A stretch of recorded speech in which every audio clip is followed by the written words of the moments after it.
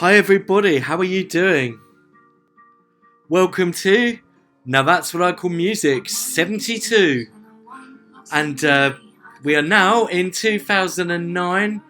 I'm talking really loudly because I'm trying to overpower Lily Allen. I might even have to turn her down. So yeah, how you doing? We're now only 11 years before the present day, the last year of the noughties. So what a roller coaster this decade has been. It's been the second complete decade that we've got all the way through, and we got 2/3 of the way through the 80s. Bearing in mind we started in 1983. We've still got another full decade to rattle through. Another 33 volumes. So still an awful lot to get through. I'm just going with the lockdown thing at the moment. At some point I'm going to have to go back to work. Well, I am still working. I'm working from home. But I'm hoping that one way or another I'll be able to get all these videos up to date. Certainly, I would say by the end of June. And then I'll carry on and just keep doing other music videos and stuff. If anyone's got any suggestions or anything I think's worthy of a talk or a little chat, then let me know in the comments. I also want to get some interviews with other musical friends and stuff, people in bands, DJs, and we can get some real banter going on about music. So anyway, for today, it's Now That's What I Call Music 72. It kicks off with my one of my nemesis, if that's the plural of nemesis, Lily Allen. To be fair, this song itself is not that bad. I don't like the voice. I'd rather listen to my own voice speaking over her, to be honest. Maybe I'm just a narcissist like little Jackie, and I think the whole world should revolve around me. But this has had 52 million views, so a lot of people like it. God knows why. There's one born every minute, maybe. But yeah, man, not for me really. Now, Lady Gaga makes her first appearance immediately after this. Let's get it on because I want to get this off as soon as possible. And it really comes to something when I'm going to Lady Gaga for help. This might well be the last time I ever play a Lady Gaga song. Again, like Lily Allen, not for me. So, 2 songs that are filed under not for me. Is this a way that music's going now? Is it me veering away from the mainstream? Well, this one's had 289 million views. That's 1/3 of a billion. So, again, it's clearly popular. Clearly a lot of people like it. Pointless me going on there and slagging it off. It would be like an ant slagging off an elephant. But here is my safe space for let's say, musical connoisseurs. People who dare to think the unthinkable and say the unsayable. You're all welcome here. If you want to comment on something and you feel you can't comment freely anywhere else, by all means use these videos as a place to let off steam about songs that you think are overrated or maybe even underrated. In this case, the sound itself, well, a guy who never really gets any credit is called Dave Spoon. You might have heard of, but you probably not. He did a song way back in 07 called At Night, and the sound of that is really what inspired this and a million other songs, including one of my own. So I'm not saying I'm above using it, but I don't have millions of people telling me that I pioneered or changed pop music the way that people say about Lady Gaga. No, she didn't. I really don't know what is special about her, and maybe if I'm missing something, people are saying, oh yeah, she changed pop music with this song. How? If anyone changed the sound of pop music in this context, it would have been Dave Spoon. He's the guy who came up with this new paradigm musically. And Lisa Mafia, she used At Night. If you've not heard the original of that, she kind of used it for Bad Girls. And then Lady Gaga, about 2 or 3 years later, picked up on what was already done 2 or 3 years ago and just kind of popped it up even more so. So she's not innovated anything. It's not a bad song as such. It's just reductive. Madonna said that. She said Lady Gaga's stuff's reductive. And I think she's actually right, to be honest. She got her name from Queen Radio Gaga, which I'd still rather listen to any day of the week. So yeah, I don't get it. I don't get what Lady Gaga's contribution to music is. She's just another poser pop star. She can sing vaguely alright. Her songs are vaguely okay. I just don't get why it's so ridiculously popular. I mean, I get why Britney was popular. I was part of that. I loved it. But this stuff is soulless. Britney had soul. Lady Gaga's is fake. It's phony. Maybe it's music for fake people, or maybe there's a lot of fake people in the world. People who don't even know they're fake, maybe, because they've never really found out who they are. And I'm finding out who I am in doing these, by the way. It's just as much about me finding out who I am and trying to break down the programming that we all get, because it is literally radio programming, music programming. Like this, buy this, the best song ever. Timbaland does the best beats in the world. Amy Winehouse is a musical genius. And all this stuff's drummed into us. And sometimes we just have to stop and think, what do I think? What do I actually think? And I encourage all of you to do that. Don't even take what I say. I'm just trying to get you guys thinking about what you think. And I'm fascinated to know what you think. And like I say, please don't be scared to dislike stuff that you think you're supposed to like. Now, Flow Rider, Right Round. That one was widely panned by the critics. And I'm actually in agreement there. I don't think it's that bad, but it's nowhere near as good as Low. I think it's kind of massacred You Spin Me Right Round, which had only just appeared on her now a couple of years ago when Pete Burns was in Big Brother. It's not too bad, I suppose. But again, it's soulless. It's poser music. It's just not got any soul. At least Lily Allen, for all her sins, I suppose she's vaguely singing about herself.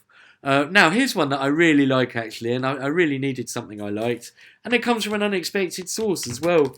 It's Alexa Dixon and The Boy Does Nothing. And this is a song about how guys don't do any housework. Yeah, I guess that's probably true. She should come round here and bemoan the lack of dusting, maybe.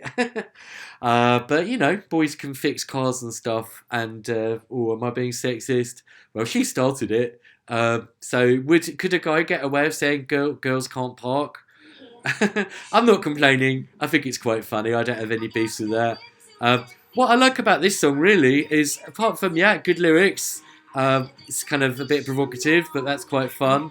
I like the kind of beat. It's almost a bit electro mambo, in a way, a different way from things like Mambo Number 5, because it's not like out and out mambo. It's just got that kind of groove to it.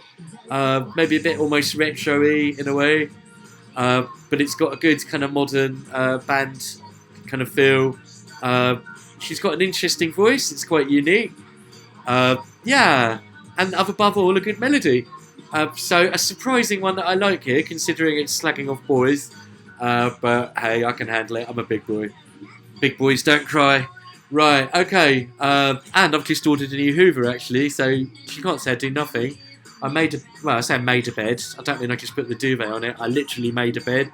I got it and I constructed it. Could you do that, Alexa? Alright. Just banter. Right, okay. Now the Saturdays and just can't get enough. It's the old Depeche Mode song. It's clearly not going to be as good as that, but it's not actually that bad. It's pretty perfect, kind of note for note copy of it. They've got some good analog synth sounds, and it kind of works okay, pretty well, being sung by a girl. So yeah, that's quite a respectable cover, actually. Kelly Clarkson, My Life Would Suck Without You. It's a very kind of crass title, isn't it? My Life Would Suck Without You. Very one-dimensional, no kind of metaphor or anything. It's not too bad. The verses are okay. The choruses are a bit meh. It's just over-American for my tastes. I like some American stuff. I like a lot of it. I made Floatbox my best song of the last album. I'm not going to go on an anti-American one. But when it comes to real commercial pop stuff, well, I suppose we got Lily Allen, so what am I saying? But yeah, Kelly Clarkson's really Americanised for my ears.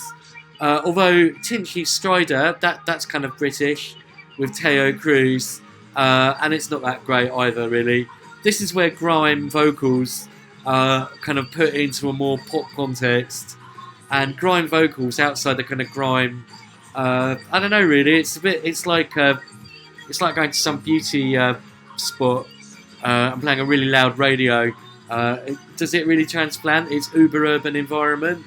As a reflection of urban England, it's really important and really good. But when you take it outside that, it can be a bit incongruous, and I think this is the first sort of sign of where it's just not really what grime's supposed to be, and it is taking the tropes of that style of vocal but it's just using it in a more kind of commercial way, and I'm not really a big fan of it.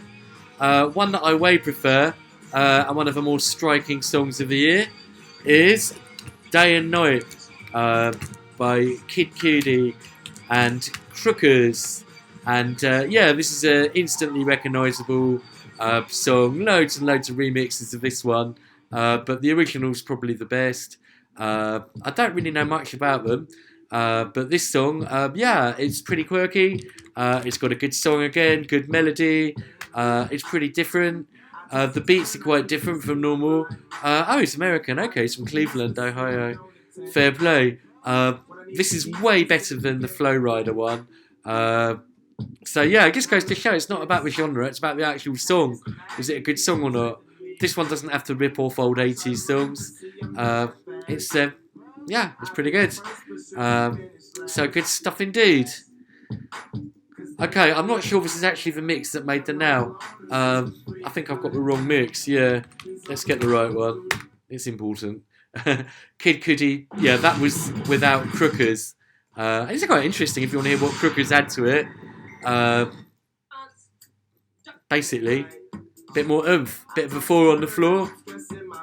It's not had nearly as many views as the original.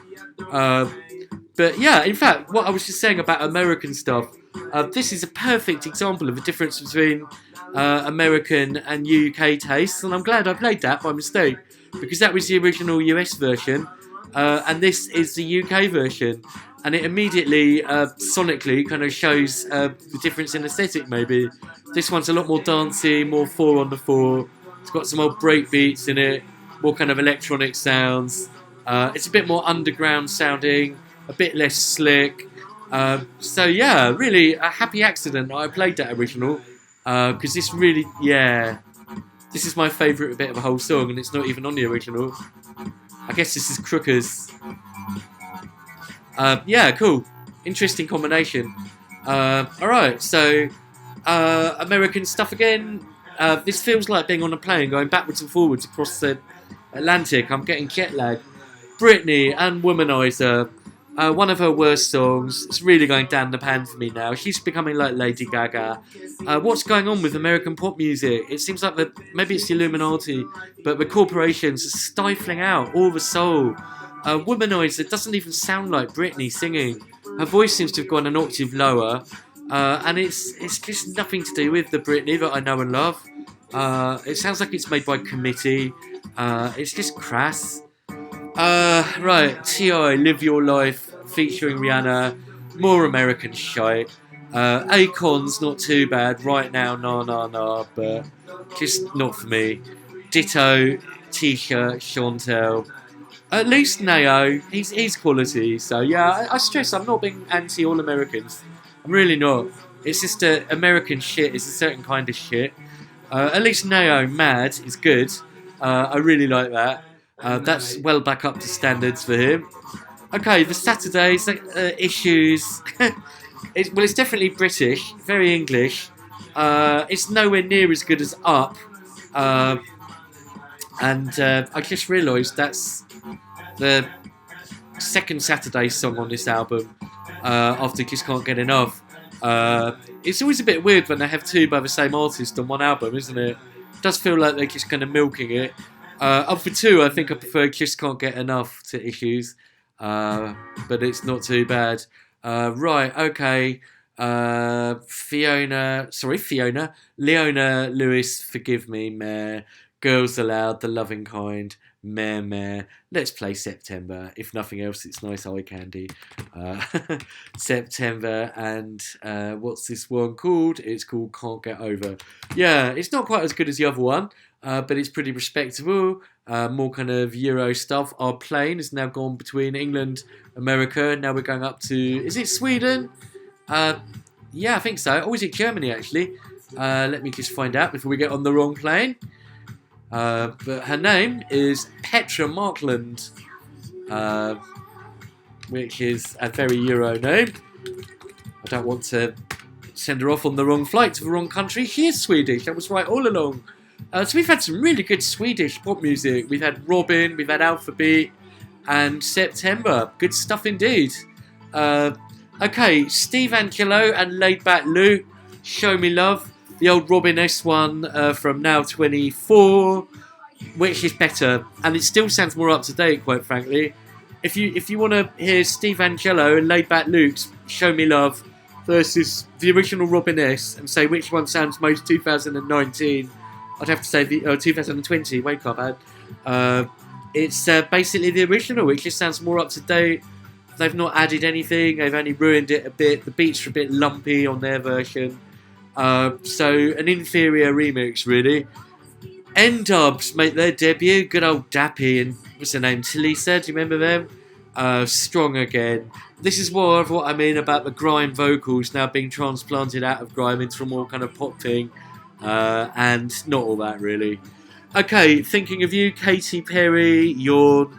Now, one that really rubs a lot of people up the wrong way. Alexandra Burke and Hallelujah. She's the new Leona Lewis. Is it X Factor? An old Leonard Cohen song, and even he himself, even Leonard Cohen, the guy who wrote it, said too many people had done versions of it. The Alexandra Burke one's pretty horrendous, really. And it really sums up everything that's wrong with his talent shows. It's just not about being soulful. Well, it wasn't then anyway. Maybe they've progressed a bit. And that's not to say everyone who went on them was shit. It's just the aesthetic of the show as a whole. It's Simon Cowell's aesthetic. And I'm not Simon Cowell. I don't care what he likes. I care what I like.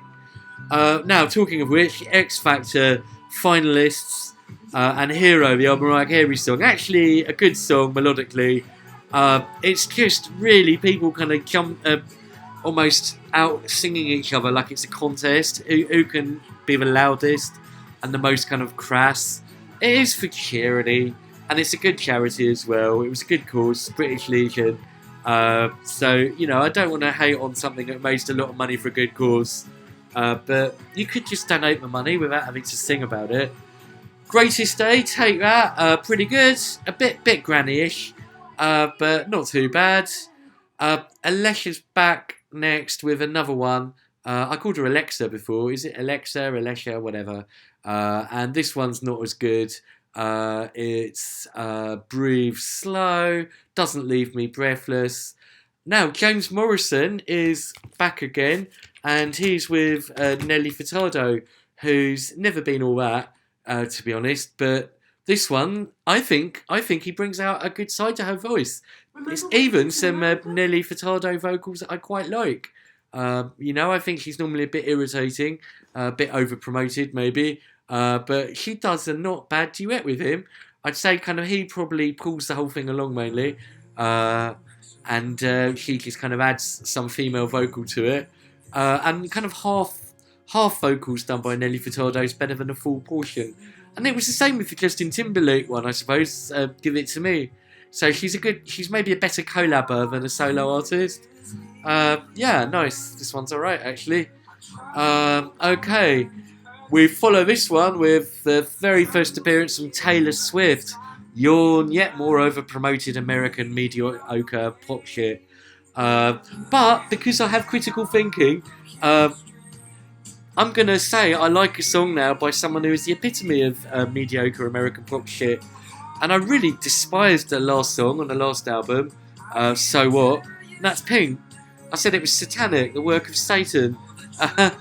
Sober is a bit more godly sounding. Well, ish. Well, it's better. I actually feel I can identify with it a bit more. I think it's a bit more nice and compassionate and empathetic maybe in vocals.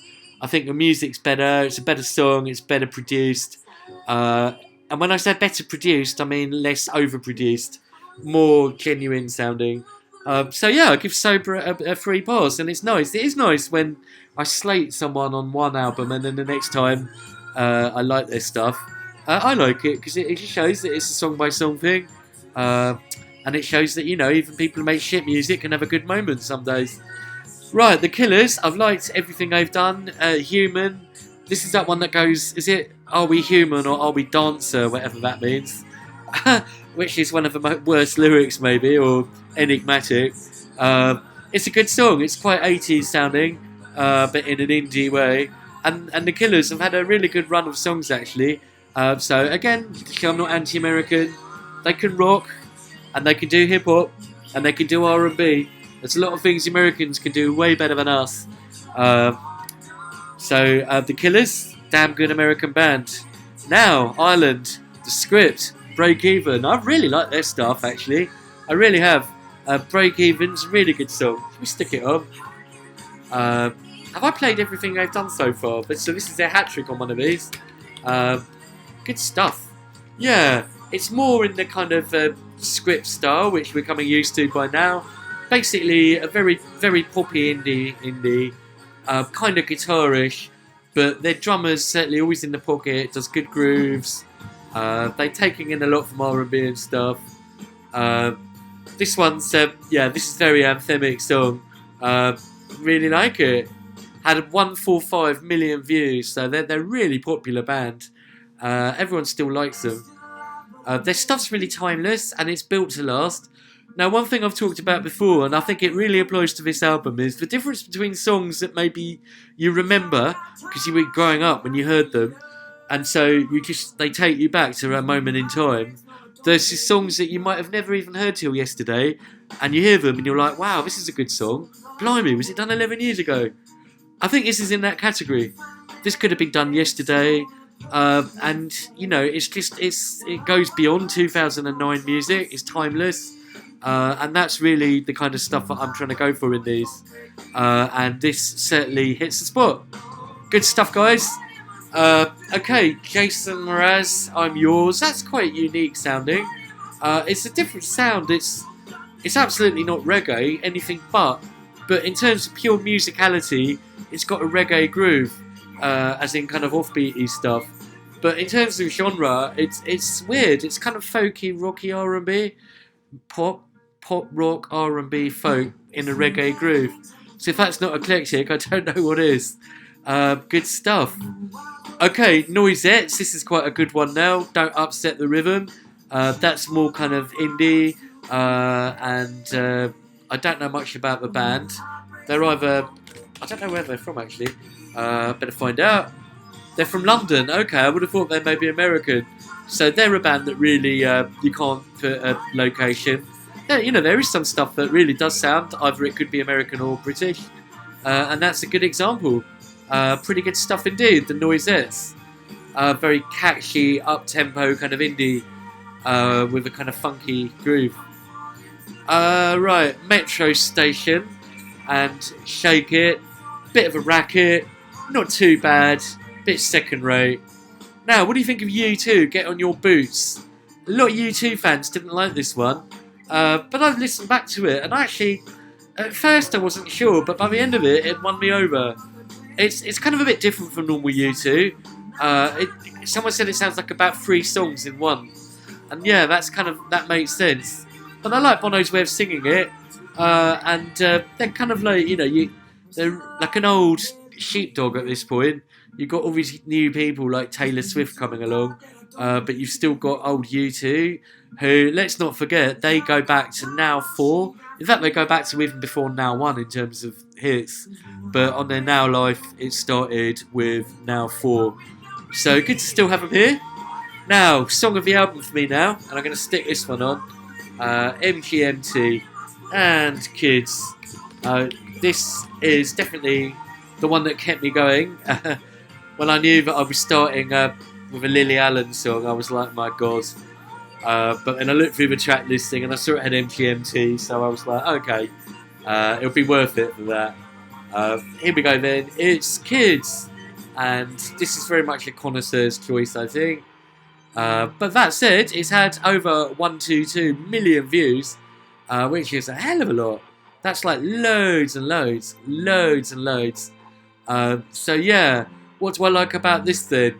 Well, unlike some of this real cookie cutter stuff that we've had, music by numbers, music by statistics, music for people who don't even like music, they just want something to, you know, because they sort of feel they ought to, maybe.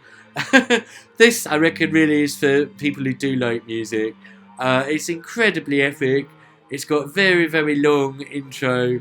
So long that I'm going to skip because I've not got that long. Here we go. It's just this marathon keyboard organ sound. As you know, if you listen to a lot of my videos, a really good keyboard or organ riff can really add something special to a song for me. Great drums, really good pounding drums. This kind of octaving analog synth bass. Quite kind of androgynous sort of sounding vocals. Yeah, really good song. Most inventive song on the album by a country mile. So yeah, great stuff. MGMT kids. Now, The Prodigy. Woo! And you know what? I think this is only the second time. I'm trying to do the maths. I think it's only the second time that they've ever been on an hour, which is really weird. Why do they sometimes pop up and then disappear for years, even decades on end? Last time they've been on an hour was 12 years previous to this. I make it 2007. 97. Well, with Breathe, which I think was on Now 36. So that's literally half an hour ago, isn't it? 36 times 2, 72. And yeah, they really, I guess it gives them rarity value. You really appreciate it when they come on. Omen's great. It was kind of a comeback for them after a long gap. And it's kind of a bit like where Pendulum left off. You know, I was saying on the Pendulum Propane Nightmares that after the Hold Your Colour LP, we were really expecting really big things from Pendulum.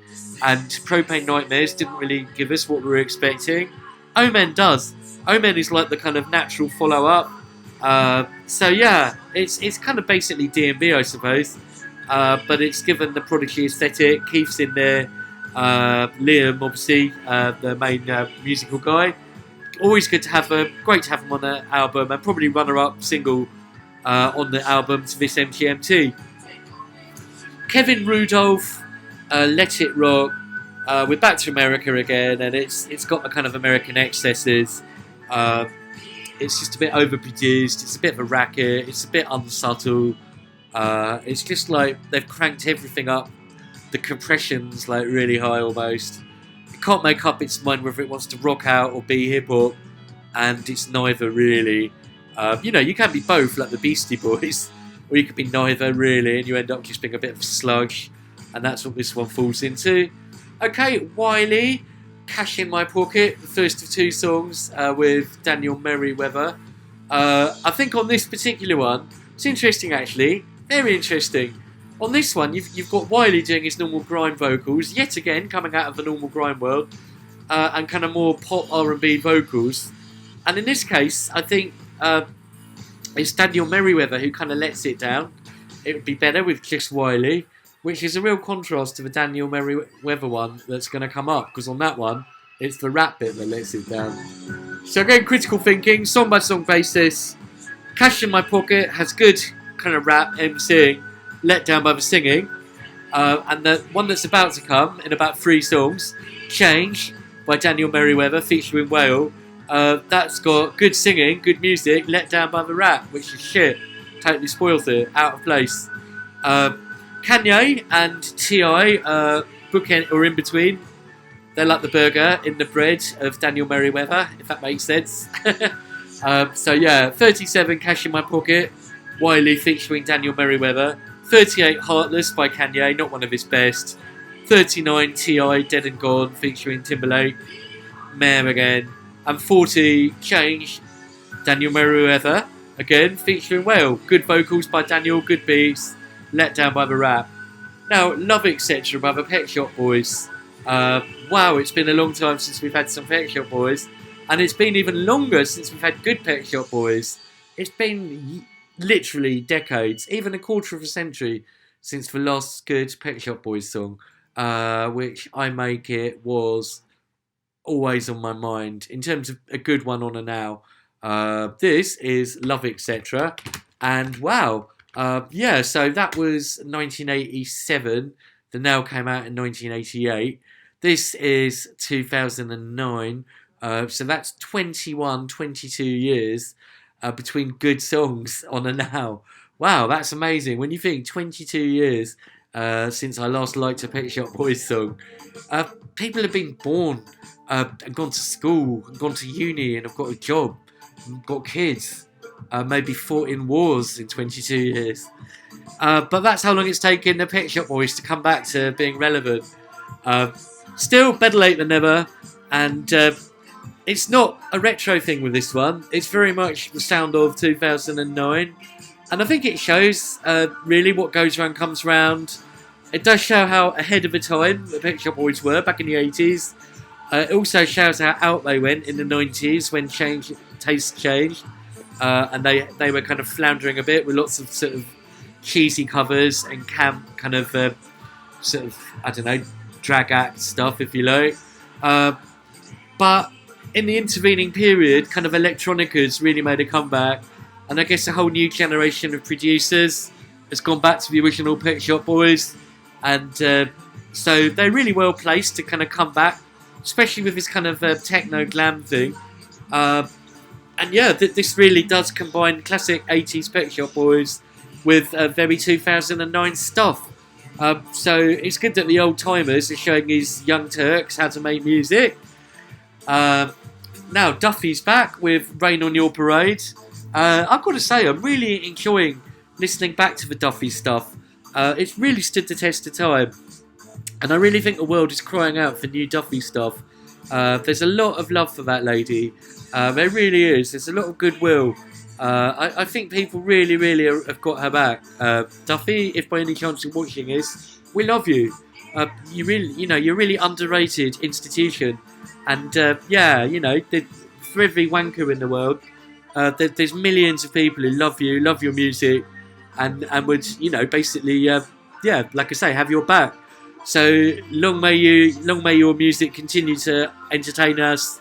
In terms of Rain on Your Parade, it's like a Bond theme, really. It's very dramatic, it's big, it's epic, and it's well arranged. And it's basically stuff that Amy Winehouse could have learned from had she stayed alive and developed and progressed and been more involved in the creative process. She could have been doing stuff like that. So yeah, good stuff. And I think I'll play out with that one actually, because I'm not really playing out with Nessa and Bryn and Tom Jones, even though it does kind of make me laugh. So yeah, last song that I'm going to play is Duffy, Rain on Your Parade. Let's get it on, as Marvin said.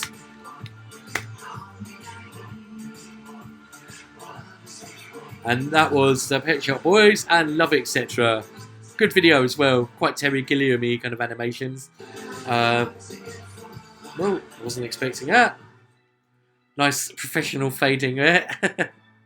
Okay, finally then, yes, I just said it's Nessa and Bryn from Gavin and Stacey, which means it's comic relief time again. It's celebrities ruining a song by singing it badly, but it's all for charity, so we have to say yay. Islands in the Stream, written by the Bee Gees, and it says here featuring Robin Gibb and of course Tom Jones. Now Bryn, if you didn't know better, was Rob Brydon. I've just been watching Marion and Jeff again. God, that's funny. So funny. If you've never seen Marion and Jeff, it's quite tricky to get. It's still on YouTube, some of them. But the best one of all is, I think it's called A Little Summer Party. A Small Summer Party. See if you can find it. It's got Steve Coogan in it as well. It's about half an hour to an hour, and it's a feature-length thing. It's literally one of the funniest shows of the noughties. Rob Brydon, obviously with Steve Coogan in the trip. I'm talking about it as comedy than the song, really. But it is a comic relief song, so the comedy's a big part of it. The song itself was also used for Ghetto Superstar back in the 90s. It's a kind of timeless classic. The original was sang by Kenny Rogers and Dolly Parton. It's kind of pop country written by the Bee Gees. So kind of a bit R&B, a bit disco. Well, not disco, it's a ballad, but obviously it's the Bee Gees. So yeah, interesting. Very interesting. Lots of interesting people on it. And that ends the album. Okay, there's been a lot I've not liked on this one. I feel like the kind of corporate America is just beneath the surface, but equally corporate UK. So two cheeks of the same arse, slightly different styles. Lily Allen, it's not too bad. Maybe I am a bit prejudiced against it. Just Dance, Lady Gaga, overrated. Alexa Dixon, The boy does nothing. Yeah, I really like that. It's quirky. It's got a good beat. I sound like that Harry Enfield character, don't I? Oh, I like this. It's got a good beat. Just can't get enough. Reasonable cover by the Sundays. You'll always go back to the Depeche Mode version, but if it introduces people to that, then that's good. Kid Cudi versus Crookers, Day and Night, significantly improved by the Crookers element. Womanizer by Britney, nah. A load that aren't very good. Mad by Neo's okay. Then there's more that are meh. Really a lot that are meh there. Hallelujah is well known as being a shit cover of a great song by Alexandra Burke. You're a Burke if you like it. Greatest Day by Take That's okay in a granny-ish way. James Morrison and Nelly Furtado, Broken Strings is pretty cool. Then Sober by Pink surprised me that I liked it, but fair play. Human by the Killers is good. Break Even by the Scripts, exceptionally good. I'm Yours by Jason Mraz is okay. Noisettes, Don't Upset the Rhythm's pretty good. Didn't really like Shake It by Metro Station. U2, Get On Your Boots is good. Best song on the album, MGMT, Kids. Second best song on the album, Omen by The Prodigy. Cash in My Pocket by Wiley. I like Wiley's bits. I don't like Daniel Merriweather's bits. Daniel Merriweather featuring Whale. I do like Daniel Merriweather's bits, and I don't like Whale's bits. Change. Pet Shop Boys, Love Etc's good comeback. Rain on Your Parade's really good. And Islands in the Streams, kind of vaguely amusing. But if it gets people into Rob Brydon and Marion and Jeff, that can only be a good thing. Alright everyone, Now 72. I'll be back next time with Now 73. Take care. Bye.